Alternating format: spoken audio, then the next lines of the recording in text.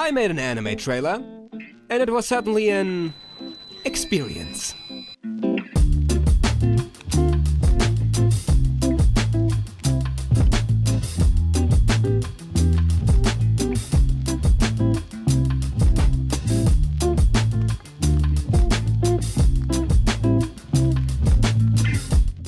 So before I get into the how I made this, I think I should explain why I made this.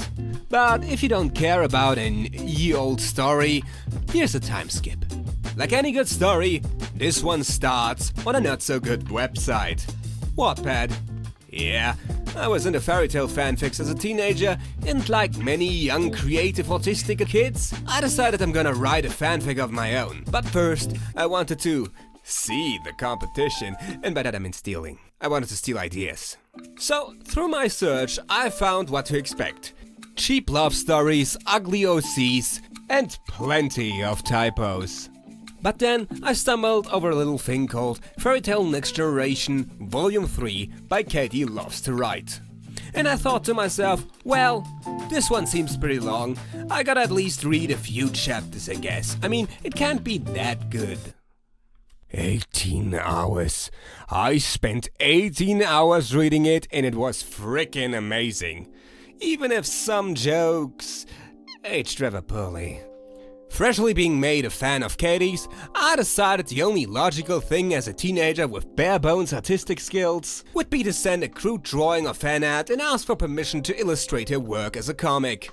Surprisingly enough, she really liked the fan art. It was probably the first she received. Sadly, the original Wattpad DMs do not exist because Wattpad sucks, but our conversation basically boiled down to two teens hyping each other up. Who could have known that such an unimportant conversation would lead to a years-long friendship? Now, I tried to make a manga based on her story, but the less is said the better. So, skipping forward to a year ago, Katie, now going by Katie Terrible, me and a bunch of other friends are chilling on the Discord and talking in voice chat. And it's then that Katie offhandedly mentions, "Oh wow, it's been 9 years since I first posted Fairy Tale Next Generation."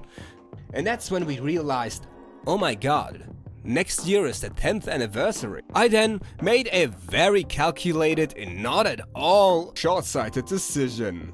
I contacted my friend Evo. Hey, wanna spend the next year working on an animated trailer? Yes! And now, we get to the part where I tell you how I made the trailer. Spoilers.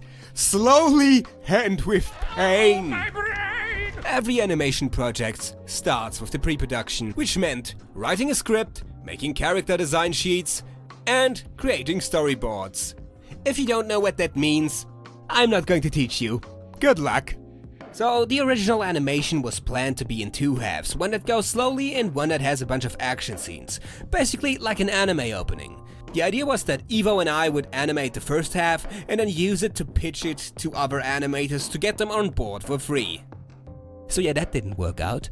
Writing the script was fairly easy, because I was mostly just writing down rough ideas, so I want to make characters look cool, but also tell the viewer a bit about their personality. The first hurdle came when it was time to design the character sheets. Character sheets are important if you have a project with multiple animators, so everyone is on the same page of how a character has to look. My goal was to make over 20 character sheets. I made 6. Now, storyboarding was an interesting process, because I was horrible at it.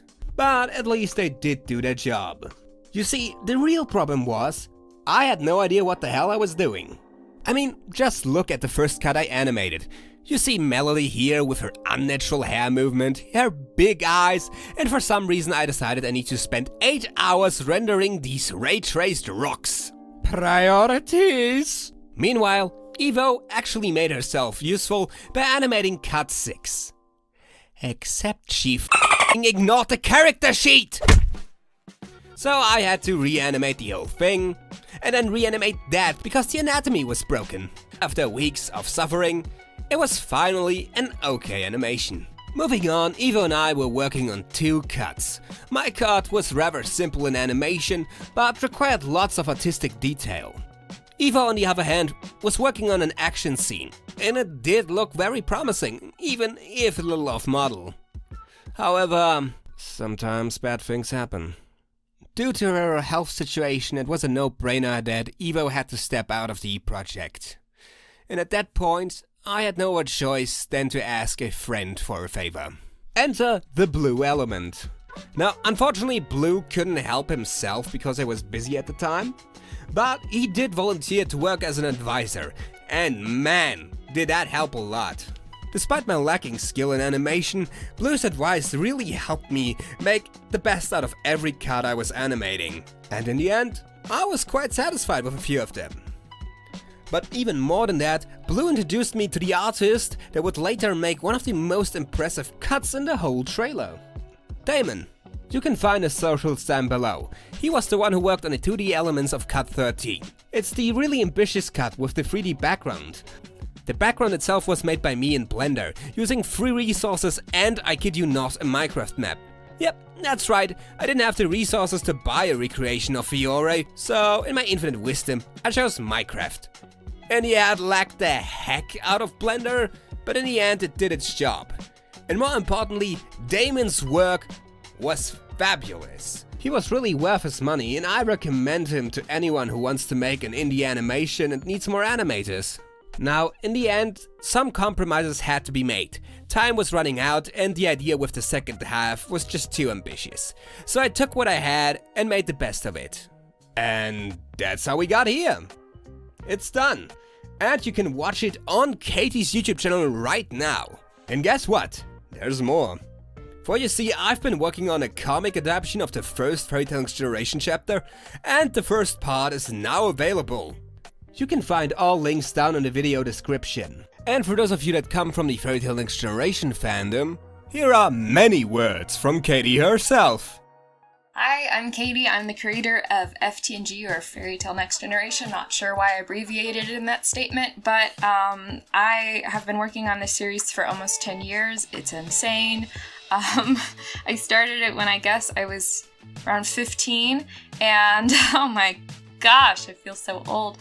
But I started it because I was a big fan of the anime and I started having these ideas and I wanted to share them, and it was a long time before I started finding success. I remember in volume 1, I was a couple chapters in and I had no idea why I was still writing it because I was like, there's no one reading this. And then I remember I saw the most recent chapter I uploaded had 8 views, and so I was like, 8 people is enough for me to keep doing this. So I kept writing, and eventually I finished volume 1, and then I moved on to 2, and around then I think it wasn't until volume 3, that I noticed I had like a huge traction for lots of attention, lots of people reading.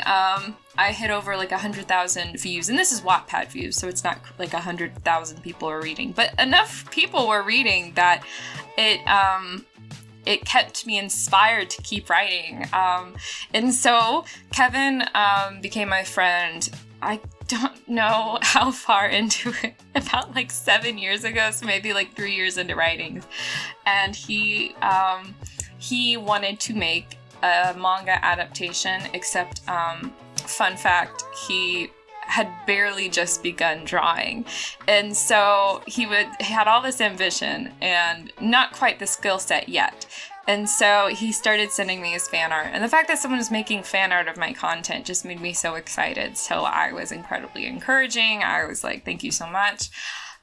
This is so wonderful, and if you want to work on this, I totally welcome it. And eventually that just moved into a genuine friendship where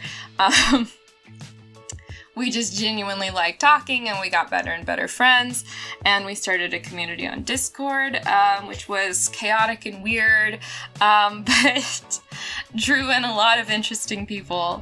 So getting to finally see this, I remember I wasn't supposed to see it until the 10th anniversary of me being on Wattpad, which is the end of August, but Kevin, last year I was having a kind of cruddy day around the time of my birthday. So Kevin spilled the beans and he released it, or released a couple clips from what he was working on. And it was a secret project until that point, and so I finally got to see it. And it was funny because I had no idea that he was working on an animated FTG project, even though he was sending me character turnarounds to like review and being like, how does this look? Does this look on character? Does this look like it matches the design you want? And I'd be like really nitpicky about it. I almost feel like a jerk because I was like, no, you forgot this detail, and this is a really important. I don't know. He worked so hard on it, and he, in collaboration with a couple other creators, one of which is another friend from the Discord, and then a couple other animators that helped him along the way. But it has been an incredible experience, and I'm really thankful to have Kevin as a friend, not because he does this cool stuff, but because he's a great, talented person, and I wish him the best as he continues to create things, hopefully his own stories in the future. So thank you, Kevin, for working on this so much. Thank you so much. This is my first video on this new YouTube channel, and I hope you liked it. If you did, please feel free to leave a like and subscribe.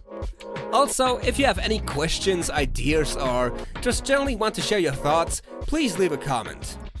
That was all from me. Goodbye.